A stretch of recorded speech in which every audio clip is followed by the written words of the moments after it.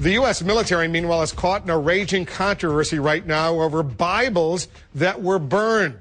Some Christian groups are furious that Americans were involved in what they consider to be an unthinkable act in the midst of a war against religious extremism in Afghanistan. What is going on?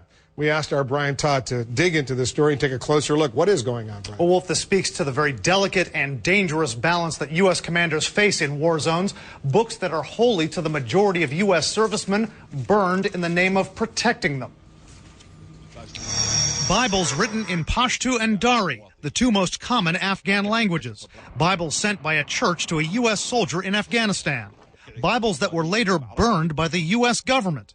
These holy books were confiscated about a year ago at Bagram Air Base in Afghanistan. An independent film aired by the Al Jazeera network had shown evangelical soldiers worshiping at Bagram and talking about ways to share their faith. But military rules forbid troops of any religion from proselytizing while in Afghanistan. And U.S. officials were concerned that the Bibles would be used to try to convert Afghans to Christianity.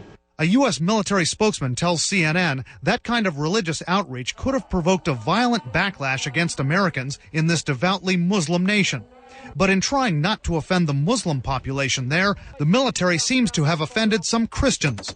The president of a Christian group called Open Doors USA quoted as saying, "It really should shake the core of every Christian to realize that Bibles are being burned." A military analyst who's also a Pentagon advisor agrees. There's no need to burn the Bibles. They could have been shipped back. Just imagine if we were to, the same United States military were to take a bunch of Quran and burn them. I can imagine the ramifications across the world. Why couldn't those Bibles have been shipped back? Well, a military spokesman tells us they worried that the church that had sent them would then turn around and send them to another organization in Afghanistan, giving the impression that they had been distributed by the U.S. government. So the decision was made to throw the Bibles away, and in war zones, U.S. troops are required to burn their trash.